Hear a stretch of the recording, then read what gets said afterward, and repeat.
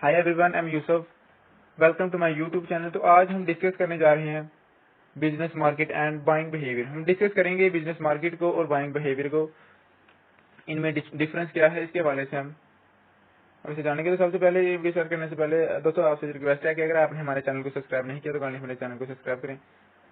तो उस बढ़ते हैं अपनी वीडियो की तरफ। The business market include firm that bye good and services in order to produce product and services to sell to other. It also included retailing and wholesaling firms that buy goods in order to resell them at a profit.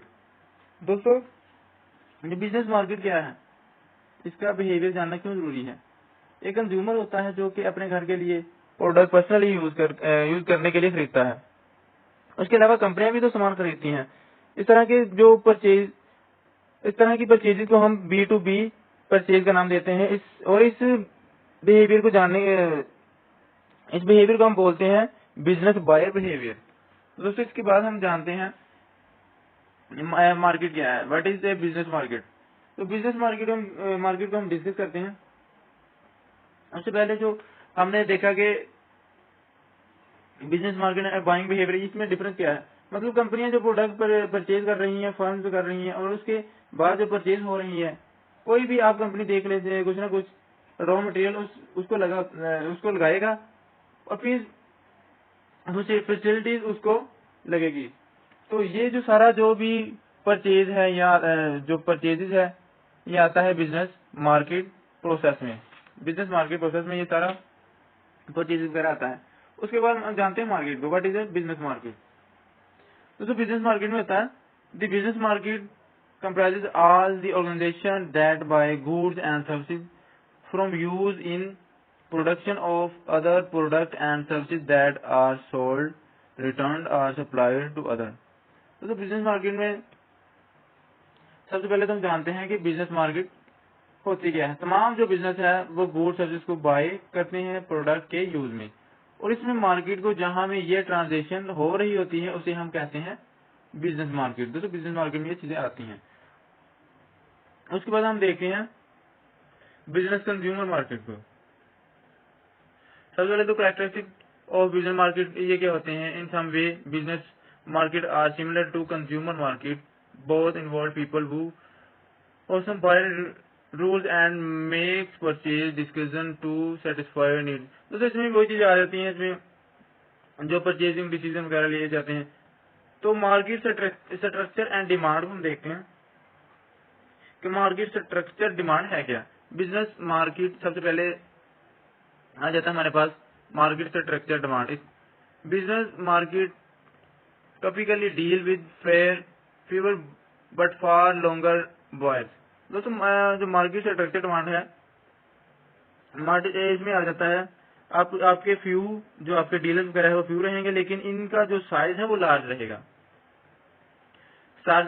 लेकिन चंद लोग होते हैं, जैसे एक मिसाल देखते हैं, घर में तो बहुत सारे लोग होते हैं, हमने चीजें भी थोड़ी खरीदनी होती हैं छोटे पैमाने पे, जैसे सब्जी वगैरह रोजाना हम खरीदते हैं, जो मुख्तलिफ चीजें जो घर के लोग जो भी हम कहते हैं वो खरीदते हैं। लेकिन जो मार्केट का स्ट्रक्चर है वो चूंकि हाई लेवल पे होता है, इसमें चंद लोग होते हैं और इसका साइज लार्ज होता है। तो उसके बाद आ जाता है हमारे पास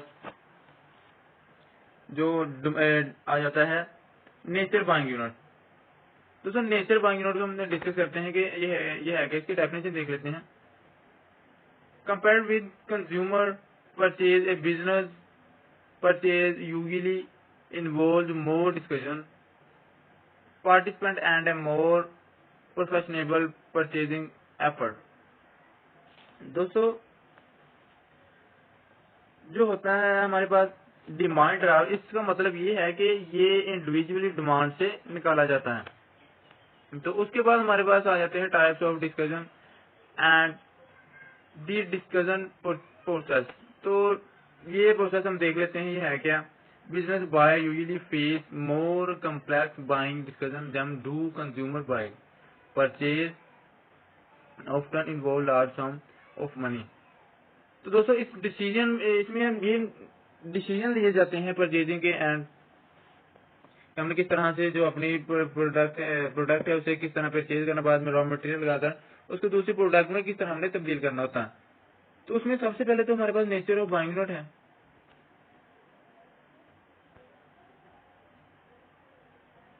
दोस्तों नेचर ऑफ बाइंग यूनिट में हम देखते हैं, इसमें आ जाता है हमारे पास पर्सनली जो परचेजिंग होती है, एक जो परचेज डिमांड होता है, और जब मल्टीपल चीजें खरीदनी हो मतलब बड़ी इन्वेस्टमेंट हो रही हो तो एक बाइंग कमेटी बनाई जाती है जिसे हम कहते हैं नेचर ऑफ यूनिट। तो उसके बाद देखते हैं हम, आ जाता है हमारे पास सप्लाई डिमांड। तो सप्लाई डिमांड में क्या होता है देख लेते हैं हम सप्लाई डिमांड को। तो सप्लाई डिमांड में हमारे पास इसका मुख्तसर से देख लेते हैं, मतलब जितनी भी हमने जो सप्लाई होती है वो परफेक्ट हो और डिपेंडेंट हो। डिपेंडेंट में आई मतलब माल इस तरह से आए और काम भी हमारा चलता रहे, इसे हम बोलते हैं सप्लाई डिमांड। सप्लाई डिमांड में चीजें आ जाती हैं। तो इस तरह से आज हमने डिस्कस किया है नेचर ऑफ बाइंग यूनिट को, types of decision and the discussion को।